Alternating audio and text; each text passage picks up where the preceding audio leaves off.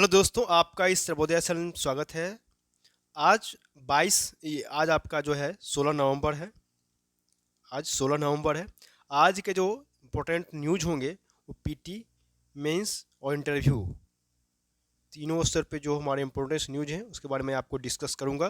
कृपया आप इस वीडियो को शुरू से लेकर लास्ट तक जरूर देखेंगे और नोट्स को बनाते जाएंगे। चीज़ों जो मैं बताऊंगा चीज़ों को आपको नोट करते जाना है पॉइंट को, क्योंकि ये आपके पीटी के स्तर पे या मेंस स्तर पे या इंटरव्यू के स्तर पे बहुत ही इंपॉर्टेंट होने वाले हैं। जो आगामी जो हमारे 57 मेंस हैं जो नेक्स्ट मंथ, और आगामी जो 68 मेंस होंगे उनके लिए भी इम्पोर्टेंट होगा। ठीक है, तो आप इसको शुरू से लेकर लास्ट तक जरूर देखें, और जिन्होंने अभी तक हमारे चैनल को सब्सक्राइब नहीं किया वो शेयर और सब्सक्राइब जरूर करेंगे, ताकि जो भी आगे हम जो आने वाले जो नोटिफिकेशन होंगे वो आपको आसानी से प्राप्त हो सके। चलिए ठीक है, हम लोग स्टार्ट करते हैं। जैसे कि क्या है कि G20 शिखर सम्मेलन भी चल रहा है। इसके बारे में अगर हम बात करें तो इसमें क्या है कि आर्थिक दृष्टिकोण से दुनिया के सबसे बड़े 20 देशों का समूह G20 शिखर सम्मेलन को संबोधित करते हुए प्रधानमंत्री मोदी ने कोविड महामारी और यूक्रेन संघर्ष के बाद उपजी वैश्विक अनिश्चितता खत्म करने और नई वैश्विक व्यवस्था को बनाने का मंत्र दिया है। ठीक है, क्योंकि क्या है कि अभी इससे पहले हाल ही में कोविड महामारी आया, फिर उसके बाद यूक्रेन संघर्ष आ गया। इसके बाद जो अनिश्चितता का दौर जो चल रहा है उस पूरा वैश्विक मतलब पूरा विश्व में ख़त्म करने और नई वैश्विक व्यवस्था बनाने का जो मंत्र दिया है, इसकी जिम्मेदारी उन्होंने कहा, हमारे जो पीएम हैं उन्होंने कहा कि इसकी जिम्मेदारी हमारे कंधों पर है। साथ ही उन्होंने यूक्रेन और रूस युद्ध को समाप्त करने के लिए वहां संघर्ष विराम घोषित करने और कूटनीति का रास्ता अपनाने की एक और अपील किया है। ठीक है, उन्होंने ये भी कहा कि हमें यूक्रेन से संघर्ष विराम और डिप्लोमेसी के राह पर लौटने का रास्ता खोजना होगा। पिछली शताब्दी में दूसरे विश्व युद्ध ने विश्व में कहर ढाया था। उसके बाद उस समय के नेताओं ने शांति के राह पकड़ने का गंभीर प्रयत्न किया। आगे बात करेंगे कि ऊर्जा की आपूर्ति को लेकर भी बात हो रही है। कहा जा रहा है कि रूस से ऊर्जा खरीद पर भारत पर दबाव बना रहे देशों को भी मोदी ने पीएम ने कहा है कि विश्व की सबसे तेजी से बढ़ रही अर्थव्यवस्था भारत की ऊर्जा सुरक्षा दुनिया के विकास के लिए महत्वपूर्ण है। हमें ऊर्जा की आपूर्ति पर किसी भी तरह के प्रतिबंधों को बढ़ावा नहीं देना चाहिए। ऊर्जा बाजार की स्थिरता सुनिश्चित करनी चाहिए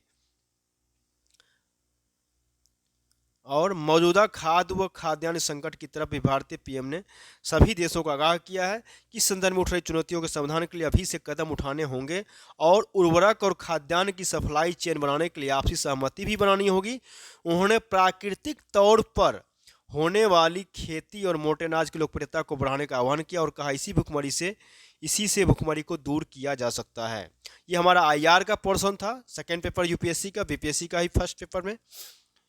आगे अगर बात करें इसमें, ये टॉपिक आपको 3 नंबर पेज पर मिलेंगे। इसमें अभी डिस्कस करेंगे हम कि 3 वर्ष बाद मोदी और चिनफिंग का दुआ सलाम हुआ ये, और ये भी द्विपक्षीय रिश्तों की मोदी बाइडेन की समीक्षा, इस पर भी हम लोग बात करेंगे पेज नंबर 3 पे। अगला है कि बयान देने में आत्मसंयम बरते जनप्रतिनिधि, ये सुप्रीम कोर्ट का टिप्पणी है। उन्होंने ये कहा है, सुप्रीम कोर्ट का कहना है कि सार्वजनिक पद पर आसीन लोगों को बोलने में आत्मसंयम पर जोर देना चाहिए। बहुत ही इंपॉर्टेंट लाइन है। और ऐसी बेतुकी बातों से बचना चाहिए जो अन्य देशवासियों के लिए अपमानजनक है। शीर्ष अदालत ने कहा है कि यह दृष्टिकोण हमारी संवैधानिक संस्कृति का हिस्सा है और इस संबंध में जनप्रतिनिधियों के लिए आचार संहिता बनाने की जरूरत नहीं है। आगे कि सीमा पर बुनियादी ढांचे के विकास में जुटी सेना, मतलब चीन और जो पाकिस्तान, इंटरनल सिक्योरिटी का ये टॉपिक होगा हमारा। ठीक है, तो चीन और पाकिस्तान के दोहरे मोर्चे पर रक्षा संबंधी हर चुनौती का सामना करने के लिए अपनी जो सेना है, भारतीय सेना ने अपनी तैयारियों को तेज कर दिया है। अस्थायी बुनियादी ढांचे के निर्माण पर खासा जोर दिया जा रहा है इसके तहत पिछले 2 साल में पूर्वी लद्दाख सेक्टर में 450 टैंकों, क्या है, तो 450 टैंकों की तैनाती, 22,000 से ज़्यादा जवानों को रुकने और तकनीकी स्टोरेज की सुविधा का निर्माण किया गया है। सेना ने पूर्वी लद्दाख में पहली बार असोल्ट पहली बार क्या है, तो पहली बार असोल्ट और पीएमएस ब्रिज तैरने वाला पुल के निर्माण के लिए ट्रायल शुरू किया है। पश्चिमी लद्दाख में कनेक्टिविटी बढ़ाने के लिए मनाली एक्सिस से जसकार घाटी तक वैकल्पिक मार्ग बनाने का काम शुरू किया गया है। ये भी बहुत बड़ी बात है। पीएम का मिशन लाइफ बनेगा पाठ्यक्रम का हिस्सा। अब ये है क्या पीएम लाइफ, तो इसके बारे में हम लोग जानेंगे, समझेंगे, और ये पीटी के हिसाब से भी इंपॉर्टेंट हो सकता है चीज़ें, यूपीएससी पीटी के हिसाब से या बीपीएससी पीटी के हिसाब से, आगामी जो 68 बीपीएससी होने वाले हैं उनके महत्व को देखते हुए। जलवायु परिवर्तन जैसी पर्यावरणीय चुनौतियों के चलते जब पूरी दुनिया पर संकट के बादल छाए हुए हैं, तो ऐसे में हमारे पीएम का मिशन लाइफ क्या है, तो लाइफ स्टाइल फॉर एनवायरनमेंट, यानी पर्यावरण अनुकूल जीवन शैली की सीख नई पीढ़ी के लिए वरदान साबित हो सकती है। इस दिशा में पहल शुरू हो रही है या हो गई है। पीएम के मिशन लाइफ को समूचे स्कूली पाठ्यक्रम का हिस्सा बनाया जा रहा है, जो बुनियादी स्तर से स्कूलों में बच्चों को सिखाया और पढ़ाया जाएगा। केंद्रीय शिक्षा मंत्री धर्मेंद्र प्रधान के निर्देश पर स्कूली शिक्षा विभाग में ने पीएम के मिशन लाइफ को से नई पीढ़ी को जोड़ने की अहम पहल तब की है जब देश में नई राष्ट्रीय शिक्षा नीति क्या हुआ है, जब देश में नई राष्ट्रीय शिक्षा नीति एनईपी के तहत नया स्कूली पाठ्यक्रम तैयार किया जा रहा है। ऐसे में मिशन लाइफ से जुड़ी पहल को भी स्कूलों में अलग अलग स्तर पर शामिल करने की दिशा में काम चल रहा है।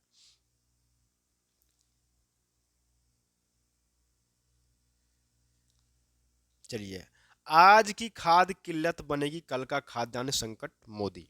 हमारे पीएम ने क्या कहा है, उन्होंने कि विश्व के शीर्ष 20 देशों में यानी G20 शिखर सम्मेलन प्रधानमंत्री मोदी ने दुनिया के आसन खाद्य संकट पर गहरी चिंता जताते उन्होंने कहा कि आज की खाद्य की कमी कल के खाद्यान्न के संकट के कारण बनेगी। उन्हें दुनिया के प्रमुख ताकतवर देशों के संगठन को चेताते हुए कहा कि खाद्य और खाद्यान्न दोनों की सप्लाई चेन को मजबूत करने की दिशा में पूरी ताकत उतारना होगा। दुनिया के 2 बड़े खाद्य और खाद्यान्न उत्पादक देश रूस यूक्रेन के बीच लंबा खींचते युद्ध से गरीब देशों की मुश्किलें बढ़ गई हैं, पेट भरने के लाले पड़े हैं। अब ये क्वेश्चन आएगा बीपीएससी पीटी में कि जो G20 सम्मेलन हुआ ये कहाँ हुआ था, क्योंकि जैसे भी 67 वाले में हुआ था ना, पूछा गया था क्वेश्चन, यही पूछा जा सकता है कि G20 शिखर सम्मेलन कहाँ हुआ था। ये हुआ था हमारा, सबसे पहली बात जान लें कि इंडोनेशिया के बाली में शुरू हुए G20 देशों के शिखर सम्मेलन को संबोधित करते हुए मोदी ने कोविड-19 की विभीषिका के दौरान अपनी 130 करोड़ की आबादी की खाद्यान्न जरूरतों को पूरा करने के साथ दुनिया के कई देशों को भी खाद्यान्न आपूर्ति का जिक्र किया।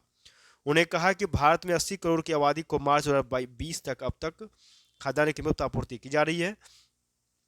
अब बात करेंगे कि सम्मेलन में अमेरिकी राष्ट्रपति जो बाइडेन, ब्रिटिश प्रधानमंत्री ऋषि सुनक और फ्रांस के राष्ट्रपति इमैनुअल मैक्रों समेत अन्य शीर्ष नेताओं की उपस्थिति में प्रधानमंत्री मोदी ने भविष्य की खाद्यान्न संकट की ओर सबका ध्यान खींचा। तो आगे बात करेंगे चीज़ों को आगे। इसमें और भी चीज़ें हैं आपका कि 3 वर्ष बाद अगर बात करें हम, तो कहा जा रहा है कि तकरीबन 3 वर्ष बाद प्रधानमंत्री मोदी और चीन के राष्ट्रपति शी जिनपिंग के बीच आमने सामने दुआ सलाम हुआ है। इंडोनेशिया के बाली में G20 देशों के प्रमुखों की बैठक के बाद आयोजित रात्रि भोज में दोनों नेताओं का आमना सामना हुआ और उन्होंने एक दूसरे से गर्मजोशी से भी हाथ ही मिलाए। पास ही में ही विदेश मंत्री एस जयशंकर और राष्ट्रीय सुरक्षा सलाहकार डोभाल भी थे, जबकि जिनपिंग के साथ उनकी पत्नी थी। इसके पहले 2022 सितंबर 2022 में शंघाई सहयोग संगठन एससीओ की शीर्ष बैठक के दौरान मोदी और जिनपिंग एक मंच पर एकत्रित तो हुए थे, लेकिन उनके बीच कोई सीधा संवाद नहीं हुआ था। इस बात को भी ध्यान देंगे। और हमारी वहीं में मंगलवार को ही मोदी और जिनपिंग के बीच मुलाकात से अब इनके बीच द्विपक्षीय मुलाकात को लेकर भी कयास लगाया जा रहा है।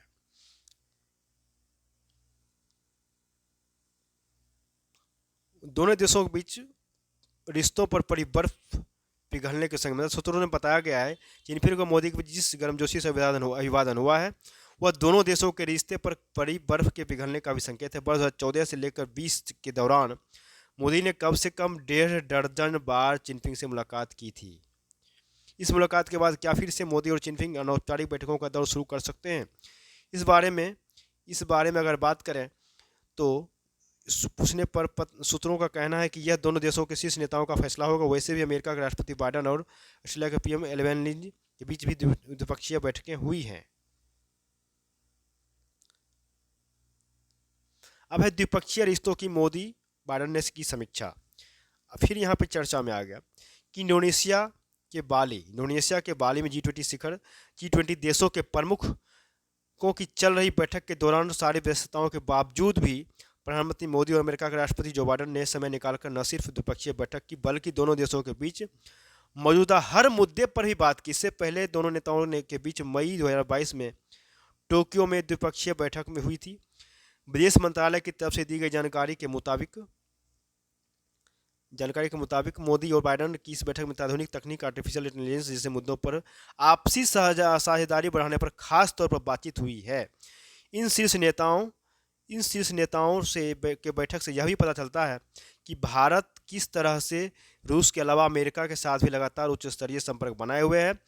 2 दिन पहले ही भारत व अमेरिका के विदेश मंत्रियों की अलग से बैठक हुई थी। विदेश मंत्रियों की तरफ से दी गई जानकारी के मुताबिक दोनों नेताओं ने मजबूत हो रहे राजनीतिक रिश्ते को और प्रगाढ़ बनाने के उद्देश्य से नई विकसित हो रही टेक्नोलॉजी, एडवांस कंप्यूटिंग जैसे मुद्दों पर बात की है और भारतीय प्रधानमंत्री की तरफ से क्रिप्टो करेंसी जैसे तकनीक से लोकतांत्रिक व्यवस्थाओं के समक्ष उत्पन्न चुनौतियों का मुद्दा भी उठाया है। तकनीक के अलावा क्वाड और I-22 जैसे बहुपक्षीय संगठनों की प्रगति की समीक्षा भी मोदी और बाइडेन ने किया है। भारत और अमेरिका के अलावा क्वाड में जापान और ऑस्ट्रेलिया भी हैं। क्वाड का मकसद क्या है? हिंद प्रशांत क्षेत्र में अमन और शांति के लिए काम करना सबसे बड़ी बात है। पूछा जाए क्वाड का उद्देश्य क्या है, तो क्वाड का उद्देश्य ये है, मकसद ये है कि हिंद प्रशांत क्षेत्र में क्या है, तो हिंद प्रशांत क्षेत्र में अमन और शांति के लिए काम करना है। भारत व अमेरिका ने इजरायल व यूएई के साथ मिलकर I-2U2 का गठन किया है। विदेश मंत्रालय के मुताबिक दोनों नेताओं ने वैश्विक और क्षेत्रीय मुद्दों पर चर्चा किया है। चलिए आगे चलेंगे हम चीजें।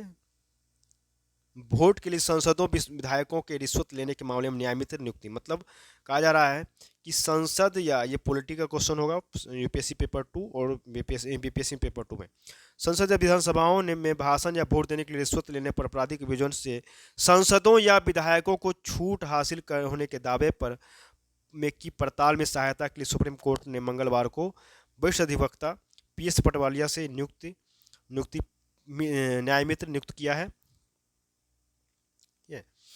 इसमें कहा जा रहा है कि इसमें हवाला दिया 2019 का हवाला दिया जा रहा है कि ये जो सुनवाई होगा 6 दिसंबर को इस विषय पर सुनवाई होगा। 2019 में तत्कालीन प्रधान न्यायाधीश रंजन गोगोई की अध्यक्षता वाली पीठ ने यह कहते हुए इस विषय को 5 जजों के संविधान पीठ को भेज दिया था कि इसके व्यापक निहितार्थ हैं। यह अत्यधिक लोक महत्व का विषय है। उस पीठ में जस्टिस एस ए नजीर और जस्टिस संजीव खन्ना भी शामिल थे। उसमें पीठ ने कहा था कि वो झारखंड मुक्ति मोर्चा झामो के रिश्वत मामले में 24 वर्ष पुराने फैसले पर पुनर्विचार करेगा। इस मामले यही सब मामला है इसका।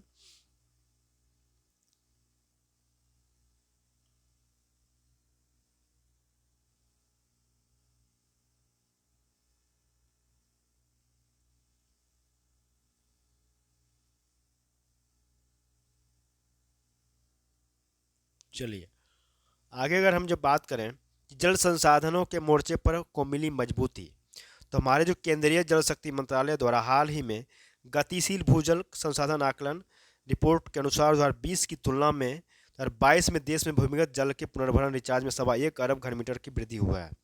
देश में इस वर्ष कुल भूजल पुनर्भरण की मात्रा 437 अरब घनमीटर रही है, जबकि कुल भूजल निकासी 239 अरब घनमीटर दर्ज हुई है। रिपोर्ट के मुताबिक अनुसार पिछले 18 वर्षों में देशवासियों द्वारा की गई सबसे कम भूजल निकासी है।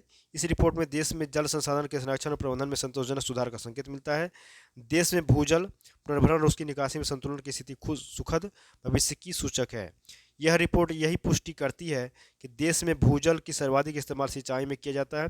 कृषि प्रधानता और मानसून की अनियमितता के कारण फसल उत्पादन के लिए किसान भूजल स्रोतों पर निर्भर रहते हैं। का कुल भूजल निकासी का 87% हिस्सा कृषि कार्यों में, जबकि 13% हिस्सा घरेलू और औद्योगिक क्षेत्र में इस्तेमाल किया जाता है। देश में इस वर्ष जितना जल पुनर्भरण के जरिए धरती की खोद में संग्रहित हुआ है, उसका 60% हिस्सा जमीन से निकाल लिया गया। हालांकि संतोषजनक यह है कि 2020 की तुलना में इस साल 6 अरब घनमीटर भूजल की निकासी कम की गई है। चिंताजनक यह है कि देश में हर 7 में से एक भूजल स्रोत इकाई अत्यधिक दोहन का भी शिकार है, जहां साल भर में जितना पानी संग्रहित होता है उतना निकाल कर इस्तेमाल भी कर लिया जाता है।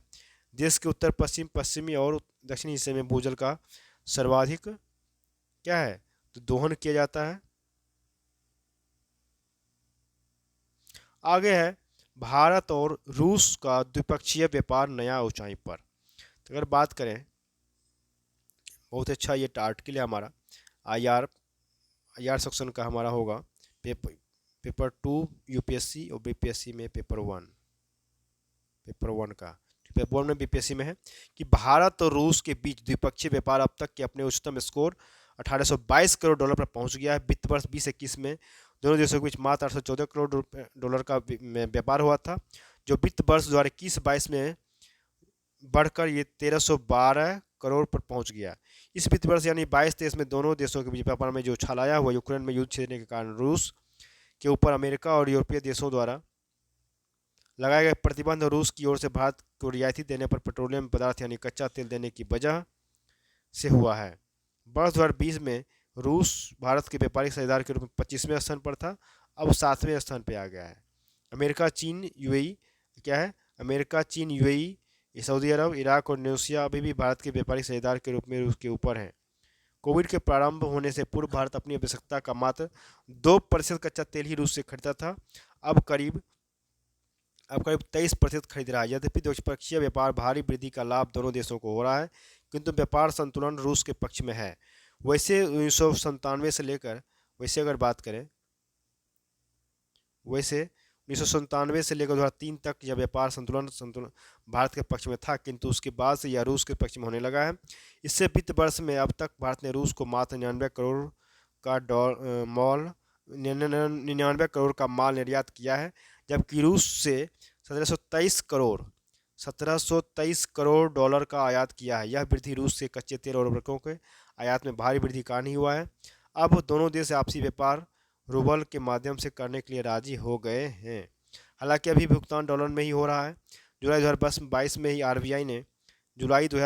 ही आरबीआई ने इसकी इजाज़त दे दी थी। आरबीआई ने कहा है कि जो व्यापारी रुपये के माध्यम से व्यापार करेंगे, वे विदेशी व्यापार नीति के अंतर्गत मिलने वाली सारी सुविधाओं का लाभ ले सकेंगे। भारत जिन वस्तुओं का रूस को निर्यात करता है उनमें प्रमुख है दवा, मशीनरी, चाय, कॉफ़ी, मसाले, ऑर्गेनिक रसायन, इलेक्ट्रॉनिक वस्तुएं, ताजे फल, मांस, चावल, प्रसंस्कृत चावल, जूस एवं कृषि पदार्थ। सबसे अधिक निर्यात दवाओं का होता है। सबसे अधिक जो निर्यात होता है इसका होता है दवाओं का होता है। भारत की बड़ी बड़ी दवा कंपनियां रूस से व्यापार करती हैं। रूस में चाय की 30% आवश्यकता की पूर्ति भारत करता है। जिन वस्तुओं का भारत रूस से आयात करता है उन्हें प्रमुख पेट्रोलियम पदार्थ एवं प्राकृतिक पदार्थ, उर्वरक, खाद्य तेल, रक्षा संयंत्र, युद्धपोत, लड़ाकू जहाज, स्पेसक्राफ्ट, लोहा और इस्पात, nuclear plant, boilers, paper, cement और जस्ता, तांबा एवं हीरे जवाहरात आदि वर्षों से, मतलब बात करें तो वर्षों से रूस भारत का अच्छा संयंत्रों का सबसे बड़ा आपूर्ति रहा है। अब वह कच्चे तेल का भी एक बड़ा आपूर्तिकर्ता बन गया है। व्यापार संतुलन को ठीक करने के लिए भारत को अपने निर्यात की टोकरी में गुणात्मक वृद्धि करनी होगी। इंजीनियरिंग की उत्पाद, कृषि उत्पाद, दवाओं एवं अन्य उपभोक्ता पदार्थों की आपूर्ति बढ़ाने की अच्छी संभावना है। इसमें क्या है, तो पश्चिमी देशों द्वारा लगाए गए प्रतिबंधों के बावजूद भारत रूस से बड़ी मात्रा में पेट्रोलियम पदार्थ खरीद रहा है, जिससे वे नाराज हैं। भारत अपनी आवश्यकता का करीब 80% कच्चा तेल विदेश से खरीदता है। इसका लगभग 1/4 हिस्सा अब रूस से खरीदने लगा है, रूस से आ रहा है। भारत को अपनी ऊर्जा संबंधी आवश्यकताओं को देखते हुए रूस से कम दाम में कच्चा तेल खरीदने में ही लाभ है। ठीक है, और रूस कूटनीतिक संबंधों और एवं रक्षा की जरूरत में ही नहीं बल्कि आर्थिक मामलों में भी आवश्यकता पड़ने पर भारत का साथ देता रहा है। दोनों देशों के संबंध दोनों देशों के संबंध आपसी विश्वास की तुला पर खरे उतरे हैं। ठीक है, बहुत ही अच्छा है चीजें।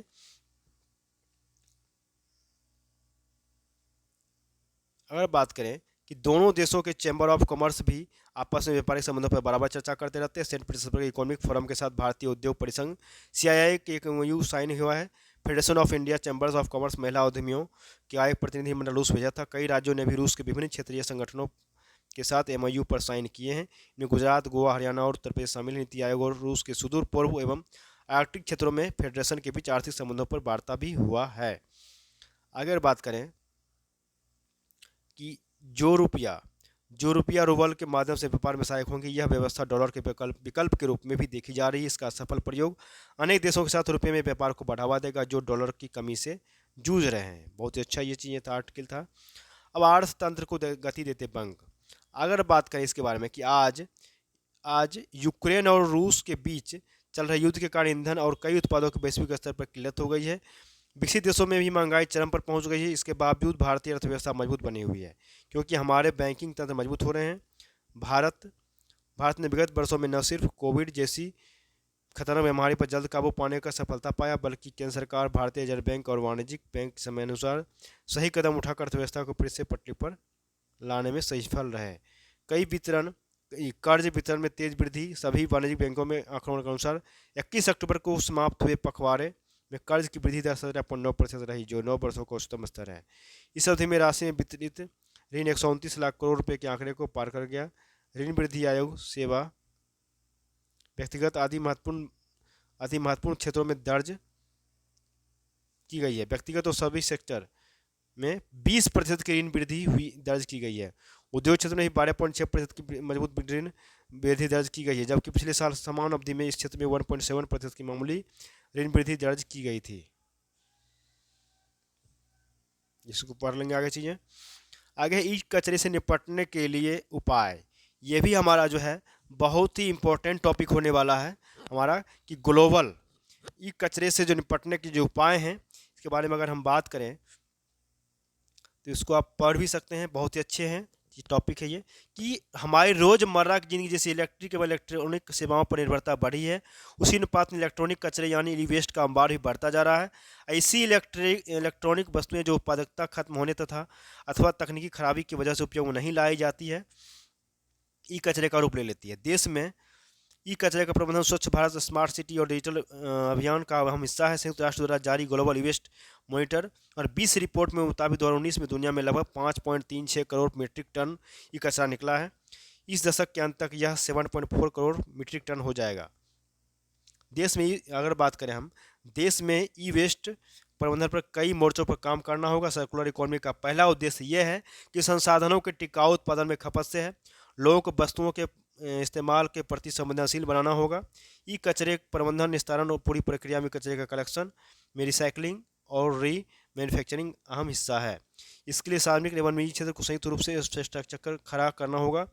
पर्यावरण मंत्रालय द्वारा प्रस्तुत ई वेस्ट प्रबंधन नियम 2022 का मसौदा ई कचरे के प्रबंधन में उत्पादकों, रिसाइकलिंग संस्थाओं, नियामकों सभी की भागीदारी तय करता है। हालांकि अभी देश रिसाइकलिंग कंपनियों की संख्या बहुत कम है। नए नियमों में ई कचरे की श्रेणी 21 से बढ़ाकर 95 कर दिया है। नए ड्राफ्ट के मुताबिक ब्रांड या उत्पादों को अपने उत्पादों का एक अनुपात उनकी उत्पादकता खत्म होने के अंत में वापस लेना होगा। ऐसा करने के लिए उन्हें प्रोड्यूसर रिस्पॉन्सिबिलिटी पीआरओ नियुक्त करने का विकल्प दिया गया है। इस व्यवस्था में पीआरओ को ई कचरे के प्रारंभ से होने तक की निस्तारण जिम्मेदारी दी जाती है। एक तरह से उत्पादक की ओर पीआरओ और ई कचरे का कलेक्शन, ट्रांसपोर्टेशन और रिसाइकलिंग कर भी करते हैं। भारत में मैन्युफैक्चरिंग इंडस्ट्री के लिए पीआरओ मॉडल भले ही नया हो लेकिन वैश्विक स्तर पर इसे अपनाया जा रहा है। क्या इस टॉपिक को पढ़ लेंगे, बहुत ही इंपॉर्टेंट टॉपिक था। अब कहा जा रहा है निर्यात पर दिखने लगा है वैश्विक मंदी का असर। क्या दिखने लगा है तो वैश्विक मंदी का असर मतलब वैश्विक मंदी का असर भारतीय निर्यात पर दिखने लगा है। वाणिज्य और उद्योग वाणिज्य और उद्योग मंत्रालय के मुताबिक अगर बात करें तो अक्टूबर में निर्यात 29.78 अरब डॉलर का रहा, जो पिछले साल अक्टूबर से मुकाबले में 16.64% कम है। पिछले साल अक्टूबर में 35.73 अरब डॉलर का निर्यात रहा था। अक्टूबर में इलेक्ट्रॉनिक सेक्टर को छोड़ अन्य सभी रोजगारपरक सेक्टर के निर्यात में गिरावट दर्ज की गई है। हालांकि चालू वित्त वर्ष 22-23 में अप्रैल से अक्टूबर में होने वाला निर्यात जो था वो अब भी वित्त वर्ष की समान अवधि से 12.55% अधिक है। अगर बात करें, देखिए क्या है, यहाँ दिया हुआ है कि अक्टूबर में 29 पॉइंट कितना, इसमें तो दिया गया है इतना, और सितंबर में इतना, अगस्त में इतना रहा, मतलब अप्रैल में इतना अरब डॉलर, और मई में 39.03, जून में 42.36 इतना में। ठीक है, ये सब सारे आंकड़े दिए हुए हैं, देख लेना है इसको। आगे है कि रुपये में व्यापार के को रूस को के 9 बोस्टों के खाते खुले। मतलब क्या है कि अगर बात करें यहाँ पे, रूस के साथ जल्द ही रुपये में व्यापार शुरू होने जा रहा है। रिजर्व बैंक की इजाज़त के बाद 9 विशेष बोस्टो खाते 2 भारतीय बैंक में खोल दिए गए हैं। रूस के जिन बैंकों को बोस्टो अकाउंट भारत में खोले गए हैं उनमें मुख्य रूप से स्वर बैंक और बीटीबी बैंक के साथ गाजोपुरम बैंक भी शामिल है। भारत को यूको बैंक और इंडसइंड बैंक में बोस्टो खाते खोले गए हैं। दोनों देशों के बीच रुपये में आयात निर्यात के लिए बोस्टो खाते खोले जाते हैं। वाणिज्य सचिव सुनील बर्थवाल ने बताया कि जल्द ही रुपये में क्या बताया कि जल्द ही रुपये में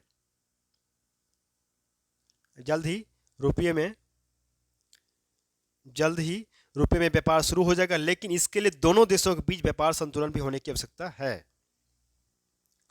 अब है G20 देशों में 2024 तक शीर्ष पर रहेगी भारत की विकास दर। मतलब कहा जा रहा है G20 जो देश है उसमें 2024 तक G20 देशों के बीच अगले 2 साल तक भारत सबसे तेज गति से विकास करने वाली अर्थव्यवस्था बना रहेगा। रेटिंग एजेंसी मूडीज के हालिया रिपोर्ट के मुताबिक भारत की विकास दर 2022 में 7%, 23 में 4.8%, 2024 में 6.4% रहेगा। इस अवधि में G20 समूह का कोई अन्य देश इस गति से विकास नहीं कर पाएगा।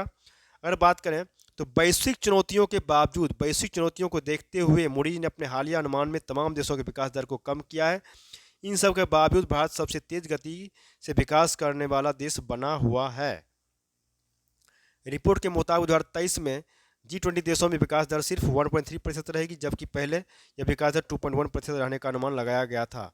2022 में G20 देशों के विकास दर 2.5% रहने का अनुमान लगाया गया है। रिपोर्ट के मुताबिक 2023 में अमेरिका और यूरोप की विकास दर मुख्य रूप से कमी आएगी। ठीक है, और 2024 में वैश्विक स्तर पर आर्थिक गतिविधियों में मामूली तेजी आएगी, लेकिन विकास दर 2.2 रहने की अनुमान है। G20 देशों में शामिल देशों में मुख्य रूप से अमेरिका, चीन, जापान जैसी अर्थव्यवस्था के विकास दर में कमी देखी जा रही है, जबकि भारत और ब्राज़ील की दर जो है, भारत और ब्राज़ील की विकसित दर अधिक प्रभावित नहीं होती दिख रही है। निर्यात पर आधारित अर्थव्यवस्था के अधिक प्रभावित होने की आशंका है। भारत घरेलू खपत पर आधारित अर्थव्यवस्था है। अनुमान के मुताबिक अगर बात करें चीन की विकास दर 2022 में 3% रहेगी, जबकि पहले चीन की विकास दर 3.5% रहने का अनुमान लगाया गया था। विश्व को कुशल मानव श्रम उपलब्ध कराएगा भारत। अगर बात करें तो कौशल भी है ये, तो कुशल श्रम के मामले में भारत को विश्व की राजधानी बनाने का कि प्रधानमंत्री मोदी की मंशा पर विभिन्न मंत्रालयों ने साझा प्रयास शुरू कर दिए हैं। मंगलवार को दिल्ली में वर्चुअल ग्लोबल स्किल समिट में जिसमें 10 देशों में तैनात भारत के राजदूतों ने भाग लिया, जिसमें 3 वर्ष की कार्य योजना पर विचार मंथन किया गया। किस देश की मांग क्या है और भारत विश्व को कैसे कुशल मानव श्रम उपलब्ध करा सकता है, जिसमें कौशल विकास एवं उद्यमिता मंत्रालय, विदेश मंत्रालय, वाणिज्य एवं उद्योग मंत्रालय और शिक्षा मंत्रालय द्वारा आयोजित वर्चुअल समिट की संयुक्त अध्यक्षता शिक्षा एवं कौशल विकास मंत्री धर्मेंद्र प्रधान और वाणिज्य एवं उद्योग मंत्री पीयूष गोयल ने किया। धर्मेंद्र प्रधान ने कहा कि विश्व में भारत के मानव श्रम की मांग बढ़ी है। विश्व में जितने कुशल मानव श्रम की जरूरत है उससे भारत पूरी कर सकता है। बाद में प्रधान ने फिनलैंड के शिक्षा मंत्री पैट्री हेंकोन के भी मुलाकात की थी, और क्या है तो उन्होंने भी कौशल विकास के क्षेत्र में साझा प्रयासों को मजबूत करने पर विचार विमर्श किया है। इस पर बात हो गई है। ठीक है, चलिए तो हम लोग आगे अगर बात करें कि पूरा विश्व का जो जनसंख्या की अगर बात किया जाए तो 8 अरब के पार पहुंच चुकी है। अब यहाँ पे चुनौती के बीच उम्मीदों, सपनों और संभावनाओं को दिख रही तस्वीर क्या है, तो UNFTA ने ट्वीट किया कि 8 अरब उम्मीदें, 8 अरब सपने, 8 अरब संभावनाएं, अब हमारी धरती 8 अरब मनुष्यों का घर है। साथ मिलकर हम ऐसी दुनिया बना सकते हैं जिसमें सभी 8 अरब लोग फल फले फूलें। यूएनएफपीए ने जनसंख्या वृद्धि को मानवता उपलब्धि का प्रमाण बताया है। इनमें घटती गरीबी, लैंगिक समानता, स्वास्थ्य सेवाओं में सुधार और शिक्षा का विस्तार जैसी उपलब्धियां शामिल हैं। ज़्यादा महिलाएं जीने में सक्षम, ज़्यादा बच्चे जीवित रह पा रहे हैं, कुछ दशकों तक स्वस्थ जीवन जी रहे हैं। हालांकि यह तथ्य भी देखा जाना चाहिए कि जनसंख्या में हो रही वृद्धि का बड़ा हिस्सा गरीब देशों में सिमटा है। ऐसे में आर्थिक विकास के मॉडल में बदलाव की जरूरत है, जिससे सभी को बेहतर जीवन मिल सके। ठीक है, तो चलिए हम लोग इस चीज़ को पढ़ लिए हैं। और आगे है, जलवायु परिवर्तन से लड़ने को भारत कर रहा है कठिन प्रयास। ये इन्वायरमेंट का है कि पर्यावरण मंत्रालय जो मंत्री जो हमारे भूपेंद्र यादव हैं, ने मंगलवार को कहा है कि दुनिया के संचयी उत्सर्जन में अब तक 4% से भी कम योगदान रहने के बावजूद भारत जलवायु परिवर्तन में से लड़ने के लिए कठिन प्रयास कर रहा है। साथ ही उन्होंने ये भी कहा कि हमें उम्मीद है कि जलवायु परिवर्तन के खिलाफ लड़ाई दुनिया के एक परिवार में एकजुट होगा। मिस्र में संयुक्त जलवायु शिखर सम्मेलन में COP27, ये भी याद रखना है, COP27 कहाँ, तो मिस्र में हुआ। ये भी पूछा जाता है COP27 कहाँ होगा, मिस्र में। इसकी भागीदारी भारत की तरफ से कौन लिया था, तो भूपेंद्र यादव ने हिस्सा लिया था। भूपेंद्र यादव ने कहा कि भारत ने 2030 तक निर्धारित अपने जलवायु लक्ष्यों को और बढ़ा दिया है और 23 इस पर काम कर रहा है। उन्होंने बताया कि ग्लासगो में पिछले शिखर सम्मेलन के दौरान प्रधानमंत्री नरेंद्र मोदी ने देश में 27 तक शून्य उत्सर्जन लक्ष्य करने की घोषणा की थी। तो इस बात को आप पढ़ लेंगे चाहिए। चलिए, तो कृपया वीडियो को शुरू से लास्ट तक जरूर देखेंगे। जो भी अभी तक हमारे चैनल को सब्सक्राइब नहीं किया है, तो अभी तक जरूर चैनल सब्सक्राइब जरूर करेंगे, ताकि जो भी आगे आने वाले जो हमारे जो नोटिफिकेशन होगा आपको आसानी से प्राप्त हो सकेगा। ठीक है, फिलहाल अब तक यहाँ तक, फिर हम लोग कल नेक्स्ट सेशन में मिलते हैं। तब तक के लिए बहुत बहुत धन्यवाद।